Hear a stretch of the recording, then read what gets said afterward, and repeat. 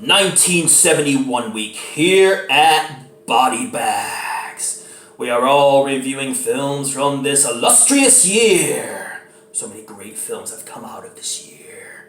But one of the greatest things to come out of 1971 was yours truly, because it was the year I was born and unleashed my wrath upon the world and set out on my quest to find the greatest B movies of all time and review them here on Body Bags.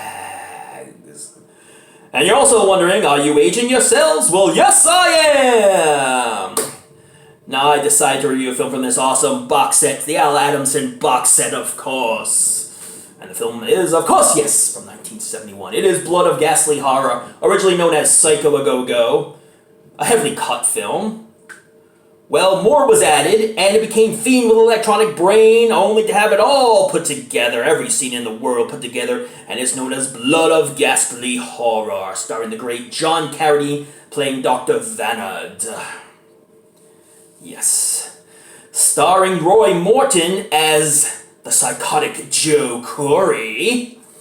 And yes, it revolves around a mad scientist, played by John Carradine, who implants an electronic device into the brain of an injured soldier, Joe Corey, which turns him into a psychotic killer. Welcome to Body Bags. I'm your Thursday reviewer, Chris, from ChrisB Movies. You know my name is Chris. You know I love B movies, and yes, this film is all over the place, dude. But if you're a fan of B movies and exploitation movies, you're gonna love every Al Adamson film. And after watching this, I asked myself, would you watch this again, Chris? And I'd be like, yeah, I would, several times over again. This is the type of film where if you were to watch it, just begin watching it, and you were to leave for a half hour and come back, you would be watching a whole new different movie when you came back. That's how all over the place this film is. There are scenes where people are running after each other, and it's bright and sunny, and then all of a sudden there's snow all over the place, and all of a sudden there's no snow. And the scene where they're running in the snow, Joe Corey has a short sleeve shirt on. Yeah. Now, if you ask yourself, would he be freezing under such conditions? You'd be right to assume that. Yes, he would. He'd probably get a lot of frostbite as well. I'm going to try to make sense of this film the best I can, so bear with me, please. So yes, a mad scientist, he studies the brain, and how the brain works, and how the developing nature of the brain, and how after years and years and years of studying the brain, people are still studying the brain and trying to figure out how it works. Okay. So his name's Dr. Vanard. Now he has put together an electronic device, which he wanted to try out so badly on many a dead body, but he saw an injured soldier, and he figured, I just have to. So he implanted the electronic device, and it made this injured soldier, a man who fought for a country in the Vietnam War, and turned him into this just psychotic killer. And he goes around killing people by choking them out. Now, let's go further back. The film starts off with these drug dealers doing a deal, and this zombie-like creature, kind of look like Frankenstein, a zombie-like Frankenstein, coming up, and he chokes and kills them both. Some cops come in after him, and he chokes them out. There's a lot of choking in this film. Apparently, Al Adamson, when he was making this film, was like, most of the deaths in this film are going to be by choking. We're just going to choke everybody out. There are some scenes where people get shot and killed, but most of the time, people get choked out in this film. And there's quite a few death scenes, and pretty much all of them get choked out. Except one dude gets shot. Go figure. So now, and I'm going all over the place, we see Joe Corey, who was that injured soldier, who had that electronic device put into his brain by the doctor.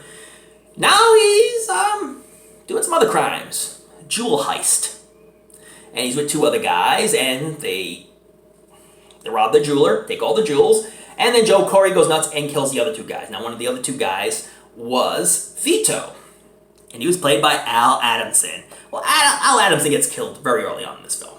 Spoiler alert! Now, what happened is they took the jewels and they put them in this truck, and then the truck took off. And now the truck was owned by a guy named David Clark. So basically, Joe Corey is trying to track down David Clark and is not only going after him, but his whole family. So he roughs up David Clark a little bit, finds out where he is, roughs him up a little bit, doesn't kill him, and David Clark tells him where the jewels are. When they go to find the jewels, he's on a quest, he can't really find them, so now he goes after his wife and daughter, and chases ensue. The cops are on his trail, and not only do we have one mad scientist, we have another mad scientist, who is Joe Corey's father, who made that Frankenstein zombie creature in the beginning of the film. Yeah, this film is completely and utterly all over the place. Most of the deaths are by choking. One dude gets shot trying to protect a girl from getting raped, and that was a rough scene. But it wasn't a full rape scene. He was attempting, and then a guy jumped in and protected her, and then she kind of took off. So I don't like to see that in film, okay? That was the kind of a scene that I kind of was taken aback by. But again, there was a protector, and someone protected, and she did get away from him at one point in time. And this film also shows that bad things happen to bad people.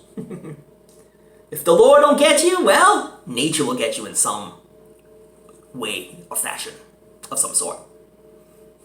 Karma is a you-know-what. And it gets all the bad guys in this film. It ends on a happy, sloppy note.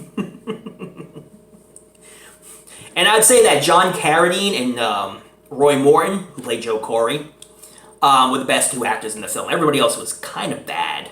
The dialogue was all over the place and kind of misplaced, so people would stop talking and the dialogue would keep going on.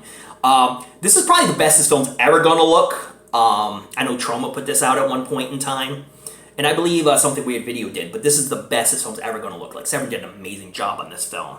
So ups to them on this film. And I'll tell you, it's a highly entertaining film. I found myself just laughing loudly during many scenes throughout the film. Some of it is just so ridiculous that you can't help but laugh. I have to say though, like I'm gonna say again, Roy Morton, he plays a really badass criminal though.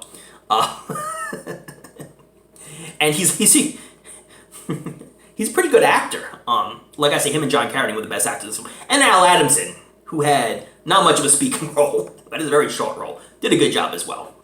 But yeah, Blood of Ghastly Horror, it is all over the place. And if you like a film to flow with content moving along on a consistent note, you probably won't like this film, okay? But I didn't mind this film at all. I knew what I was getting to before I got into it. You know, I heard a lot of people talk about this film, and so I knew what I was getting myself into before I actually watched it. And this is the first time watching me. I actually never watched this film before, which is very odd because it's a B-movie from Al Adamson, and you think I'd watch this one before, but I haven't. But would I watch this one again? Hell yeah. Is it a fun B-movie? Hell yeah. That's all, folks. Pretty much, because this review is almost done anyway. So I'm going to put this one on the cheeseometer. 10 being the best cheese you'll ever get, 1 being the worst cheese you'll ever get. I give this a solid 8. You may give it something differently. You may think this is the worst movie ever made and give it a -1.